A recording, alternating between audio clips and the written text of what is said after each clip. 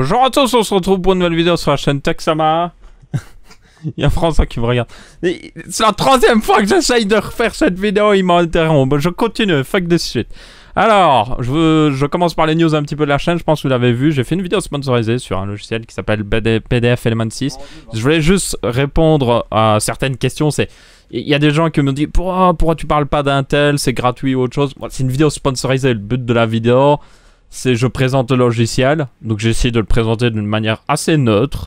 Je n'étais pas payé pour dire des bonnes choses, mais je n'étais pas non plus payé pour dire oui, il est bien, mais il y a d'autres trucs gratuits qui existent. Évidemment, ça semble logique. Donc, il y a aussi des gens qui se sont demandé à quoi sert l'argent. Je le réinvestis directement dans la chaîne, que ce soit par exemple acheter un nouvel objectif pour la caméra, ça c'est assez important, ou acheter peut-être du matériel pour une future vidéo ou autre chose. Donc voilà, je tenais à le préciser.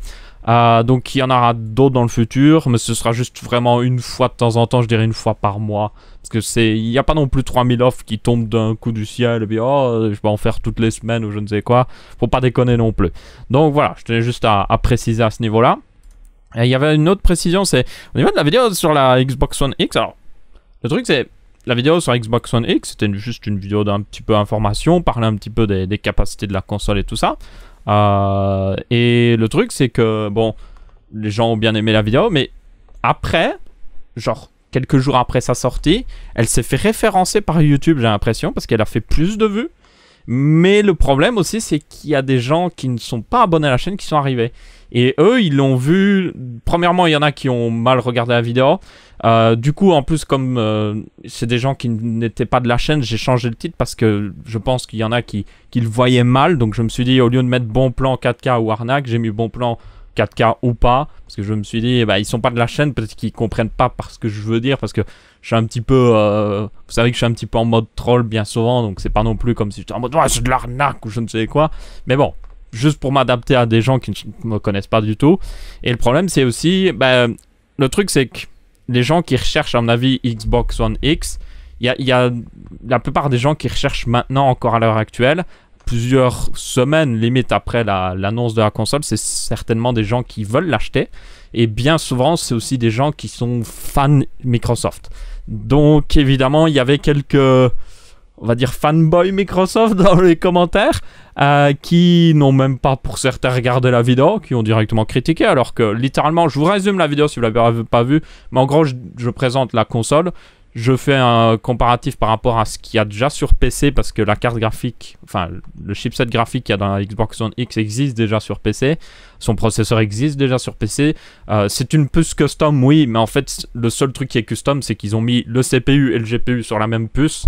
C'est le seul truc custom et puis ils ont tweaker un petit peu la fréquence parce que quand Microsoft dit oui on veut que la Xbox One X consomme 160 watts, AMD va juste tweaker un petit peu la fréquence pour atteindre tout pile les 160 watts. Donc ça c'est le seul truc vraiment custom là-dedans. S'ils avaient des trucs magiques qu'ils avaient mis dedans, ils les sortiraient sur PC aussi parce que vous devez le savoir, AMD a un peu du mal avec Nvidia niveau carte graphique. Donc s'ils avaient une technologie incroyable sous la main, ils l'utiliseraient, hein, il faut pas déconner. Donc ça, c'était la première partie de la vidéo. Et ensuite, j'avais dit, est-ce qu'elle vaut la peine ou pas? J'avais dit que oui, si vous comptez l'acheter tout de suite, elle vaut la peine dans le court terme. Parce que elle offre un très bon niveau de performance à l'heure actuelle. Mais le problème, c'est que d'ici 2 ans, 3 ans, les cartes graphiques moyenne gamme, littéralement, vous pourrez trouver une carte graphique à un peu plus de 100 € dans 2 ans qui fera les mêmes performances. Et du coup, vous pourrez faire un PC pour même pas le prix de sortie de la console qui aura les mêmes performances. Et ça, évidemment, ça pose un petit peu problème parce que la console, elle peut pas évoluer. On peut pas juste changer la carte graphique à autre chose. Donc d'ici 3 ans, les jeux seront encore plus beaux, mais ils auront toujours ils seront limités par la même chose. Donc je disais juste vraiment, oui, sur le long terme, je suis pas sûr que ce soit le meilleur choix. Sur le court terme, par contre, c'est un bon choix. Du coup, ils n'ont pas vu certains. Hein. Alors, il y en a qui étaient très raisonnables. Ils ont amené des très bons points, notamment le point de l'optimisation. Ça, c'est un point assez important. Alors, le point de l'optimisation, c'est un petit peu... Le problème, c'est que c'est discutable parce qu'on l'a vu avec la PS4 et la Xbox One originale. C'est que l'optimisation, elle n'est plus forcément hyper présente parce que, premièrement, les développeurs deviennent vraiment fainéants. Même des développeurs AAA, et je dirais même que c'est surtout les développeurs AAA qui deviennent fainéants. Même sur console, hein. Et aussi, l'âge d'or de l'optimisation, c'était au moment de la PS3 et de la Xbox 360, mais c'était surtout parce qu'au moment de la PS3, c'était une totalement architecture différente. C'était le processeur Cell d'IBM, qui était un processeur totalement inconnu pour les développeurs, et la PS3 aussi à l'époque avait l'équivalent, je vous dis, le jour de sa sortie, elle avait l'équivalent d'une GTX 7800. C'était comme si vous mettiez une GTX 1080 dans une console qui sortait maintenant. Vous imaginez le niveau de puissance, pour l'époque surtout. Du coup, les développeurs ne connaissaient pas encore très bien le matériel. C'est pour ça que la PS3 a énormément évolué pendant son cycle de vie, parce que de temps en temps, ils découvraient des nouvelles choses qui leur permettaient d'exploiter la puissance. Sauf qu'avec depuis la PS4 et la Xbox One, les consoles, c'est des PC en fait. Vous avez un processeur x86 dedans. Vous pourriez faire tourner Windows dessus. C'est d'ailleurs ce que fait Microsoft, parce qu'en fait, la Xbox One fait tourner Windows 10, version allégée, pour les jeux évidemment, mais au final c'est à peu près, c'est un PC en fait. Du coup, ça veut dire aussi que la plupart de la puissance brute de la console, on la connaît, que ce soit sur PC ou sur console, les développeurs connaissent, ils sont habitués. Donc il n'y a plus autant d'optimisation. Il y en a quand même, hein, il ne faut pas déconner, il y en a quand même. Surtout si vous êtes quelqu'un qui fait tourner 303 trucs sur votre PC, évidemment là votre jeu va prendre un petit peu du FPS par-ci par-là à cause des autres programmes. Mais si vous êtes du genre à tout couper et à jouer, la différence reste assez minime en fait. Et elle va se creuser avec le temps, au point même que si vous, dans 2 ans, vous êtes sur votre PC et que vous changez de carte graphique, voilà, la différence d'optimisation, elle a disparu d'un coup. Hein. Du coup, ça, c'était quand même un bon point, je tiens à le préciser, c'est quand même un bon point. Ça mérite discussion, ça mérite même test. Il y a déjà des tests qui ont été faits au niveau de la PS4 et de la Xbox One. Je vous laisse vous renseigner sur le web. Il y avait déjà pas mal de tests qui ont été faits. Et du coup, je pensais que le mieux pour leur prouver, bien qu'ils ne suivront pas la chaîne et qui sont déjà partis, ces mecs-là, ils ont juste laissé un dislike, ils sont partis, mais pour prouver à des gens qui doutent de ça, ce que je vais m'arranger, c'est au moment de la sortie de la Xbox One X, c'est me fournir une RX 580, qui est à peu près la même carte qu'il y a dedans, et juste comparer PC, console. Donc, on a à peu près la même config. Je prendrai certainement le PC de François pour tester, parce qu'il ne fait pas trop de trucs dessus, donc le PC reste assez léger. Il a un quad-core i5 qui date de 2013, même 2012. Donc c'est un bon point de comparaison, parce que le Core i5 est quand même plus puissant dans les jeux que la plupart des processeurs AMD, mais comme il est un petit peu plus vieux, ça donnera un bon moyen de comparaison. Et je lui mettrai juste 8 Go de RAM plus les 4 Go de la carte, ça fera 12 Go comme la Xbox One X. Donc je ferai un point de comparaison comme ça, si j'arrive à me fournir tout ce qu'il faut. Hein. Et je ferai tout simplement un test où je dirai, voilà, vous avez 2 fois le même jeu, sur PC et sur console. J'y joue tous les deux sur manette, hein, pour qu'on puisse pas remarquer que je joue avec une souris, parce que ça se verrait tout de suite. Et en fait, je ne dis pas qui est qui. Je laisse juste aux gens l'occasion de juste regarder les 2 gameplays, et ils doivent juste me dire quel est le gameplay qu'ils préfèrent. Et ça, je ne mettrai même pas la réponse à la fin de la vidéo, parce qu'il y en a qui vont exprès, j'en connais, ils vont skip pour se spoiler, pour voter pour leur truc favori, que ce soit le PC ou la console, hein, parce que je sais qu'il y a des gens qui sont à fond PCistes, mais moi je suis plus du genre, on joue tous à des jeux vidéo, on n'a tous pas les mêmes moyens, on n'a pas tous les mêmes envies aussi, et c'est pas parce qu'on joue pas sur la même console ou le même matériel qu'on doit se gueuler dessus ou autre chose. Donc ça, je ferai, en fait, je ne mettrai pas les résultats, je laisserai un sondage, donc je regarderai les résultats au bout de quelques jours, et puis je ferai une vidéo sur ces résultats-là, et puis je montrerai la véritable réponse. Et là, je pense que ce sera assez étonnant de voir ce que ça donnera. J'espère être justement surpris, mais comme je vous ai dit, ça avait déjà été fait avec la PS4 et la Xbox One originale, et ça je suis désolé de le dire, mais il y a peu de chances que ça change énormément les résultats, parce que on est à peu près dans le même genre de situation. La Xbox One X est très puissante, mais c'est un peu comme la Xbox One quand elle a été annoncée. Elle était pas mal quand elle a été annoncée, la première Xbox One, mais le temps qu'elle sorte, elle s'est déjà retrouvée un petit peu en arrière. Et juste, voilà. Donc on verra bien, vous verrez bien surtout. François s'aime bien faire du bruit en buvant. Ça sortira quand la Xbox One... Enfin, je travaillerai dessus quand la Xbox One X sera sortie. Et j'essaierai de montrer que l'optimisation console n'est plus vraiment ce que c'était, et que c'est plus forcément un argument hyper valide. Mais il y a aussi d'autres arguments, évidemment, pour les consoles. Hein. C'est plus simple, ça coûte moins cher à l'achat, et c'est moins quand même de problèmes. Parce qu'une console, vous pouvez juste la rapporter à un magasin et vous la faire remplacer limite assez vite. Un PC, c'est un peu la même chose, mais des fois, ça peut prendre un petit peu plus de temps. Donc, il y a des arguments pour les deux camps, hein, quoi qu'il arrive. Mais bon, je voulais juste traiter ça parce que j'ai quand même eu des commentaires. N'allez pas les insulter autre chose dans les commentaires, c'est pas le but ici. C'est juste qu'il y a vraiment des le pire, c'était des commentaires vraiment des gens qui buvaient le marketing. Littéralement, c'est genre, ils prennent le marketing, à cul sec. C'est genre, il y a un moment dans la présentation, Microsoft est là, oui, on utilise une chambre à vapeur pour le refroidissement.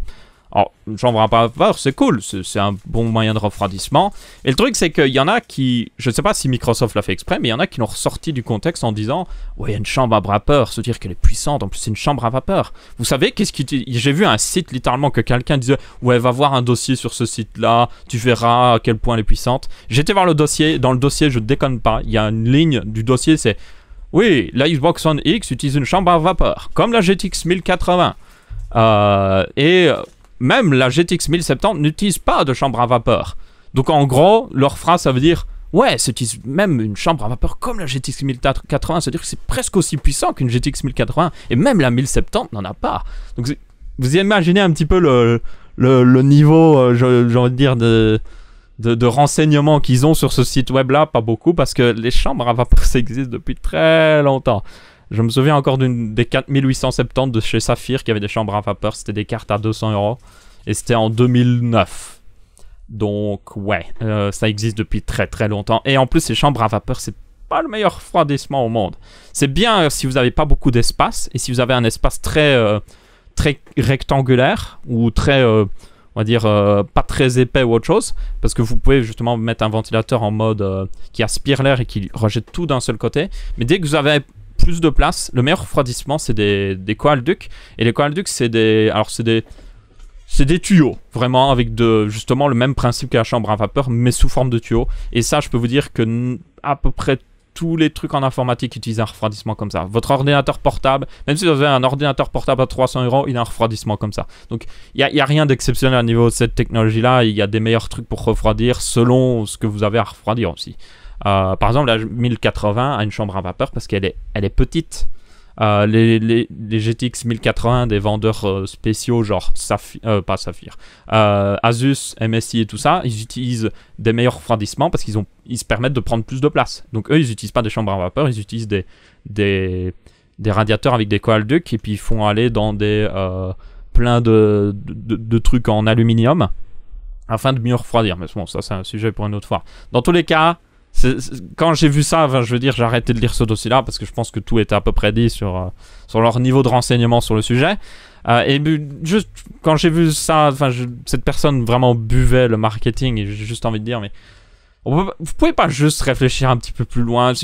Le problème, c'est que bien souvent, les gens sont tellement à fond dans quelque chose ou à fond auprès d'une marque, Microsoft, Sony, peu importe, que quand on commence à critiquer la marque, ou qu'on fait juste une critique constructive, ou juste on fait une analogie ou autre chose, ils prennent ça comme une attaque pour eux. Parce qu'en fait, les gens ont tendance à... Si tu critiques quelque chose que j'aime, c'est comme si tu me critiquais.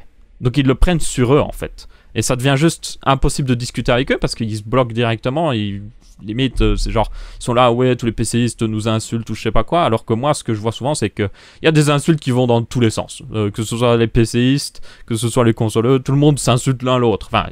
Tout le monde, il y a une partie de la communauté qui s'insulte l'un l'autre. Par contre, il y a d'autres parties de la communauté qui sont là en mode on n'insulte pas. Vous avez des PCistes qui sont là en mode t'as une console, je comprends pourquoi t'as une console, mais tu pourrais passer sur un PC, voilà les avantages. Ils disent juste les avantages, je suis en mode c'est à toi de décider. T'as des consoleux qui sont en mode bah, je sais que le PC est plus puissant, mais j'en ai pas besoin parce que je m'en fiche d'avoir du 60 FPS. Et tout le monde est content. Donc la plupart des gens en fait sont comme ça, c'est juste qu'il y a une communauté cancer dans les deux camps. Qui est juste énervante. Et j'en ai marre de cette guerre de consoles. Donc voilà. Juste, je voulais parler de ce truc-là. Je ferai certainement ce truc-là dans le futur. Vous verrez bien. J'en ai parlé pendant pas mal de temps. Du coup, je vous propose de, par exemple, passer vraiment en véritable news. Oh oui, la vache, j'en ai parlé pendant pas mal de temps. Alors, première news, c'est au niveau de... le Skylake X. Il y a des véritables reviews qui sont sortis. La semaine dernière, c'était des reviews pas vraiment... Enfin, elles étaient officielles, mais... elles étaient avant la véritable sortie.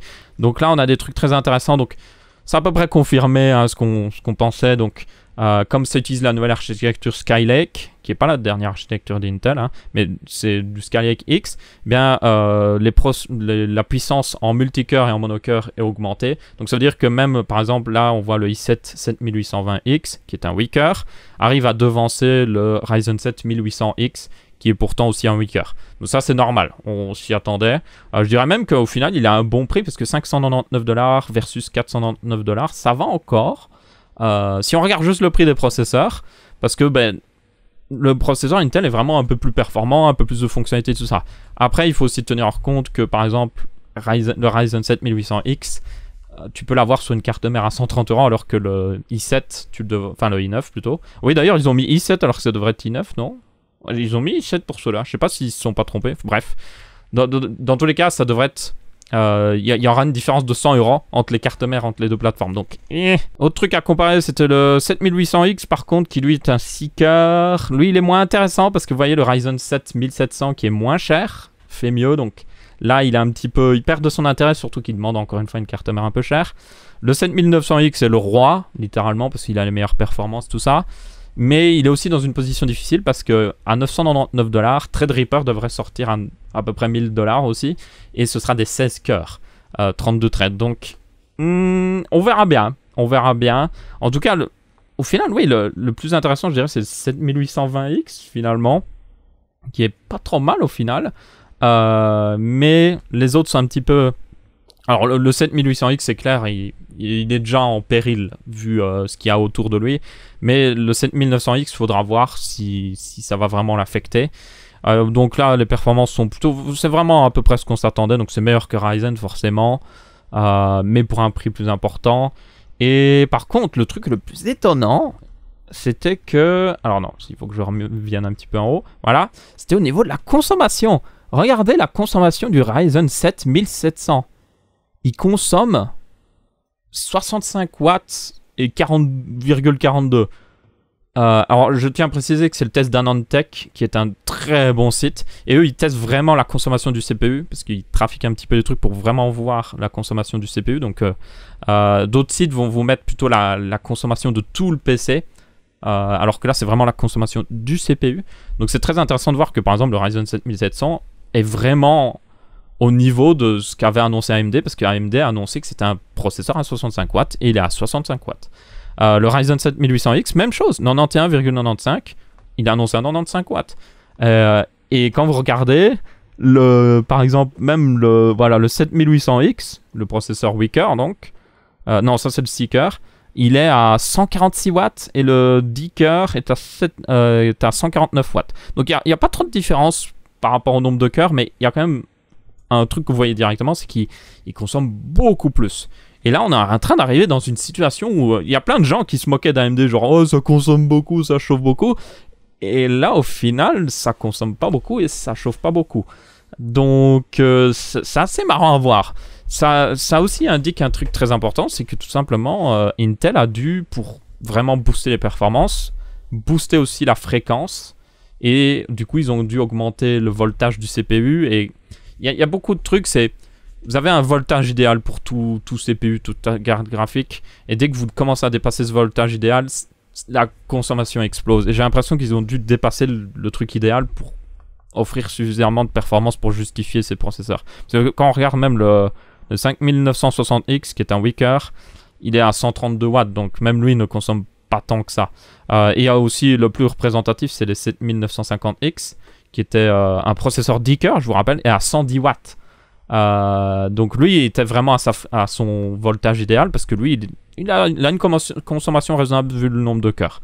Mais là, ça devient un petit peu abusé, en fait. Je dirais que Intel a un petit peu des problèmes à ce niveau-là. On verra bien. Après, il y a des gens qui disent que c'est peut-être aussi parce que les BIOS sont pas stables et tout ça. Le truc, c'est que le processeur est sorti, donc s'ils n'ont pas sorti les BIOS stables de la sortie, ils auront le même traitement que AMD. Il y a des gens qui se sont plaints que AMD n'ait pas sorti des trucs stables dès la sortie de Ryzen. Intel mérite le même traitement.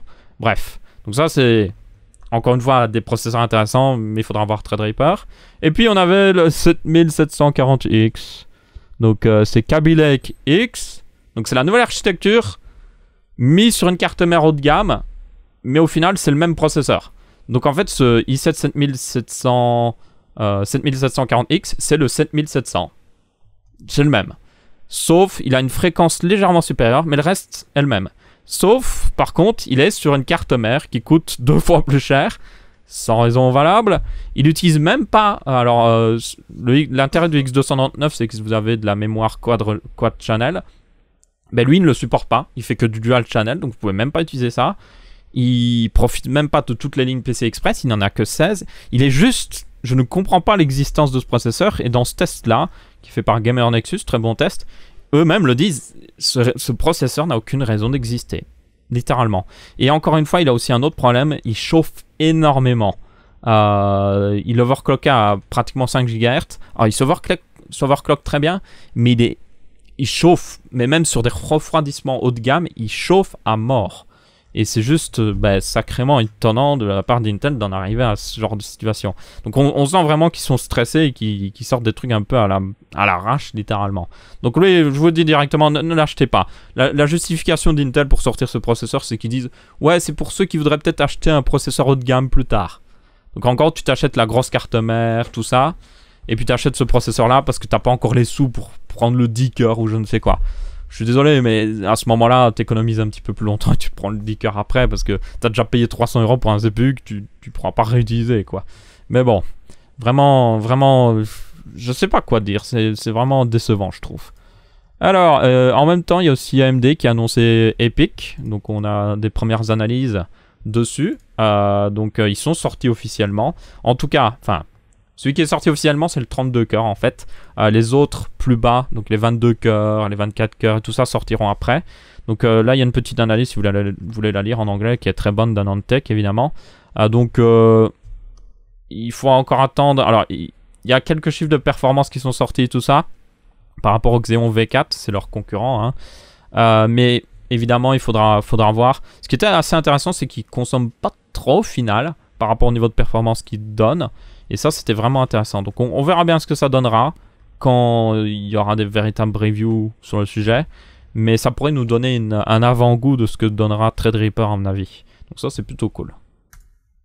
Ensuite, GTA V. Rockstar est revenu sur la décision. Alors, le truc, c'est Take-Two, qui est la boîte, c'est l'éditeur de Rockstar, hein, si vous vous souvenez, la semaine dernière, on l'avait dit, ils avaient retiré un outil de modding très connu, c'était Open4. Et du coup, la communauté s'était vraiment partie en flammes. Ils avaient mis des reviews négatives. Finalement, Rockstar a fait une action parce que Rockstar, jusqu'à maintenant, était en mode... Ils se cachaient derrière Take-Two, genre en mode c'est eux qui l'ont fait, c'est pas nous. Alors que, je veux dire, ils ont été notifiés du changement. Hein, ils étaient parfaitement responsables aussi. Donc là, ils ont enfin fait quelque chose. C'est qu'ils ils vont ramener... Enfin, ils vont permettre l'outil de modding, les outils de modding même. Donc Open4 par exemple, mais seulement en solo. Ok, donc seulement en solo. Donc il y avait par exemple des gens qui utilisaient cet outil de modding pour faire des serveurs RP qui ne se connectaient pas au système de serveurs de Rockstar. Hein. Ça se connectait à des serveurs dédiés à part. Mais ça, ce sera interdit parce que l'un des gros arguments de vente de GTA V, c'est son multi. Donc évidemment, ça me semble logique. Donc c'est une victoire. Enfin, c'est une victoire. Enfin, ça corrige un petit peu la situation, mais pas non plus entièrement. Mais ça permet quand même à des gens qui jouaient en solo, qui voulaient juste avoir des trucs complètement délirants, de pouvoir rejouer enfin avec leur mode. Donc ça, c'est plutôt cool. À voir si Take-Two ne reprend pas des actions ou autre chose dans le futur. Donc ça, on verra bien. Donc restez actifs sur le sujet. Hein. N'hésitez pas vraiment à bien dire à Rockstar, on veut du modding. Vous n'y touchez pas. Parce que sinon, dès qu'ils auront l'occasion, ils recommenceront. Et on avait aussi une petite news au niveau de SpaceX. Ils vont faire 2 lancements ce week-end. Ils en ont déjà fait un en fait depuis la sortie de cette vidéo. Donc le deuxième, je le dis directement, sera à 22 h ce soir par rapport à la sortie de cette vidéo. Si vous regardez le jour de la sortie. Et ce qui était très intéressant, donc la première qu'ils ont lancée a atterri en mer sur sa barge. Et ce qui était intéressant, c'est que c'était une fusée qui avait déjà décollé. Et il y a une mouche qui arrête pas de m'agresser. Donc elle avait déjà décollé il y a 5 mois. Ils l'ont remis en état et ils l'ont refait décoller. Donc ça, c'est très intéressant. Et un autre truc assez intéressant, c'est que par exemple, le satellite qu'ils ont lancé dessus, d'ailleurs, c'était le premier... Enfin, c'était techniquement le deuxième satellite de la Bulgarie. C'était leur premier satellite de communication. Donc ça, c'était plutôt cool pour eux. Et donc ouais, ils l'ont fait réatterrir, donc ça c'est bien. Et aussi un autre truc intéressant, c'est au niveau de la deuxième qui va se lancer ce dimanche à 22h, c'est qu'elle utilise des nouvelles grilles. Donc vous avez déjà vu hein, les grilles sur le côté de la fusée avec les petites grilles qu'ils utilisent, les petites ailettes qu'ils utilisent pour la diriger dans l'atmosphère. Ben, elle va utiliser de nouvelles grilles en titane cette fois-ci. Parce que vous avez déjà dû le voir plusieurs fois, c'est quand elle réatterrit, le truc, la peinture dessus part en feu littéralement parce qu'il y a tellement de pression, de chaleur. Donc je soupçonne déjà qu'ils devaient les changer à mon avis entre chaque lancement. Donc certainement sur cette fusée qu'ils ont fait atterrir, ils ont dû le rechanger. Donc ils utilisent maintenant un truc en titane parce que c'est léger, mais aussi parce que c'est très résistant pour éviter justement ce genre de problème. Donc ça on verra bien ce que ça donne. Peut-être que ça va poser un problème à la fusée pour atterrir, on n'en sait rien. Hein. Et elle devrait réatterrir évidemment dans l'océan mais Pacifique cette fois-ci parce qu'elle sera lancée depuis la Californie. Donc c'est pour ça, elle sera lancée de jour. Malgré que ce sera 22h, elle sera lancée parfaitement de jour ou autre chose. Donc ne vous inquiétez pas. On aura certainement des belles images. Donc voilà, ça c'était SpaceX. Et enfin, un petit dernier truc, c'est que un représentant pour MSI a dit qu'apparemment la RX Vega demandait beaucoup d'énergie. Bon, ça c'est pas très étonnant au final, parce que j'ai juste envie de dire qu'au final, que ça se voit ces derniers temps que AMD a repris vraiment du poil de la bête niveau processeur. Mais au niveau de leur carte graphique, ils ont encore un petit peu de mal. Je pense notamment par exemple au RX 480 qui était bonne, mais qui consommait un petit peu plus que la concurrence. Et du coup, s'ils avaient sorti un haut de gamme avec la même architecture, elle aurait consommé beaucoup plus que la concurrence au final. Donc là, ça m'étonne pas trop. On dirait vraiment que les soucis continuent un petit peu. Elles sont performantes, mais elles consomment un petit peu plus. Alors, pour certains, c'est pas un problème. Et là, pareil, vient de se couper parce que j'avais plus de limite de... Enfin, j'ai atteint la limite de record. Mais pour certains, c'est pas un problème. Pour d'autres, ça pourrait être un problème. Je pense notamment si vous le mettez dans un boîtier mal ventilé. Une carte qui consomme plus, chauffe plus, forcément. Ou en tout cas, même si elle est bien refroidie et qu'elle chauffe pas plus, elle output, elle dissipe plus de chaleur dans l'air, forcément, parce que l'électricité doit bien partir quelque part. Hein. Rien ne se perd, rien ne se crée, tout se transforme. Et du coup, ça fait beaucoup de chaleur qui va se répercuter dans le boîtier. Donc, à vous de voir. Hein. Personnellement, j'attends les tests, évidemment. Mais ça confirme un petit peu ce que je redoutais. Donc, au final, oui, c'est vraiment la division CPU qui semble être la plus intéressante chez AMD pour le moment. Donc, on verra bien. Dans tous les cas, c'est à peu près tout pour le Texama Show de cette semaine-ci. J'ai à peu près tout traité. Donc, ouais. On verra bien du coup pour, comme je vous ai dit, au niveau de cette Xbox One X. Je suis curieux de vraiment tester, de faire le test moi-même par rapport aux tests que j'ai pu voir en ligne, par rapport à la Xbox One première du nom. Et aussi de pouvoir montrer aux gens qu'il faut regarder un petit peu plus loin que le bout de son nez et pas juste suivre le marketing des marques. Mais bon, dans tous les cas, merci à tous d'avoir regardé. N'hésitez pas à laisser votre avis, que ce soit en pouce bleu, pouce rouge ou en commentaire. On se retrouve pour une prochaine vidéo et je vous dis salut à tous. Ciao.